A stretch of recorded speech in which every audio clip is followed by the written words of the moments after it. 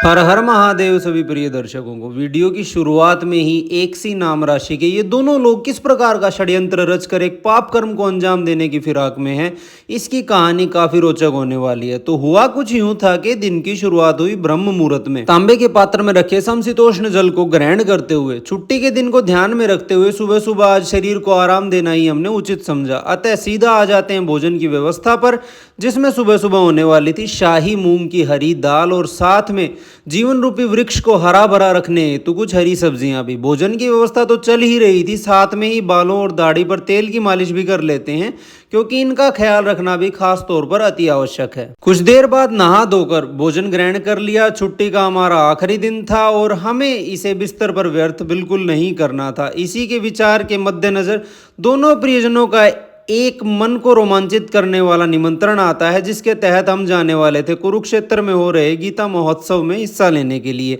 बस क्षण भर की देर थी और हम हो चुके थे तैयार अपनी इस छोटी सी यात्रा के लिए। यात्रा का पहला चरण हमें पैदल ही पूरा करना था, क्योंकि हमारी प्यारी बहन को तैयार होने में अक्सर काफी समय लग जाता है। तो हम निकल पड़ते हैं उनके घर की तरफ। जहां पहुंचते ही हम देखते हैं उनकी रसोई घर में एक बहुत ही आश्चर्यजनक दृश्य, जहां सुबह सुबह ही मक्खन बनाने का एक प्रयास किया जा रहा था, जो हमें कि असफल होता हुआ नजर आ रहा था। अब जब तक ये लोग तैयार हो रहे थे, हम समय व्यतीत करते हैं प्यारे से पूची के साथ, जिसकी शैतानियों से तो आप सब वाकिफ होंगे।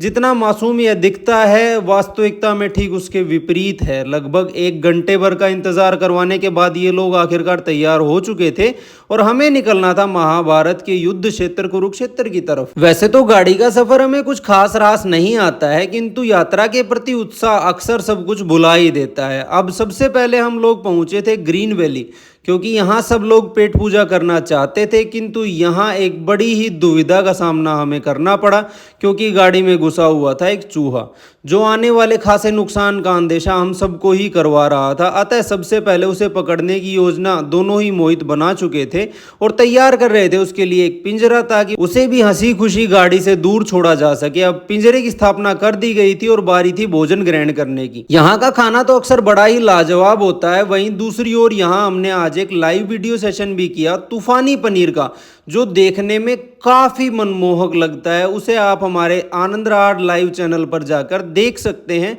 अब बचपन की यादें ताजा करते हुए हमारे भोजन का इंतजार आरंभ हो जाता है। शीतलहर के बीच सूर्य देव की किरणें मानो शरीरगत अग्नि महाभूत को आज जीवन दान दे रही थी। ढेर सारा खाना हमने खाया, तब तक एक गहन दुविधा आन पड़ती है। गीता महोत्सव की इतनी लोकप्रियता होने के कारण पूरा कुरुक्षेत्र गाड़ियों के एक लंबे जाम से ग्रस्त था और हम हमारी छुट्टी को इस तरह भीड़ में फंसकर व्यर्थ नहीं करना चाहते थे। अतः मन की व्यथाओं पर संतुलन की स्थापना करते हुए निश्चय करते हैं घर वापसी का। किंतु इतना सारा अनाज हमने ग्रहण कर लिया था कि शरीर में बार बार इच्छा जागृत हो रही थी कुछ तरल द्रव्य की। अतः इसी इच्छा के वशीभूत हमने निर्णय किया थोड़ा सा गन्ने का रस ग्रहण करने का। किंतु हमारी इच्छा भी हमारी तरह उलझनों से भरी हुई थी, क्योंकि शहर में गन्ने का रस ढूंढ पाना घास के ढेर में सुई ढूंढने के समान था। किंतु प्रिय मोहित नैन जी के दृढ़ निश्चय व अथक प्रयासों के चलते हमें गन्ने का रस मिल जाता है।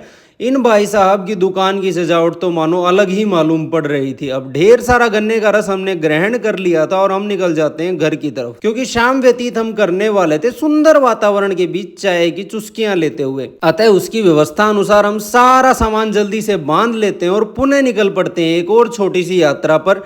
गांव की तंग गलियां व वातावरण की मधुर महक अक्सर अपने भीतर अपनेपन का एहसास लिए होती है।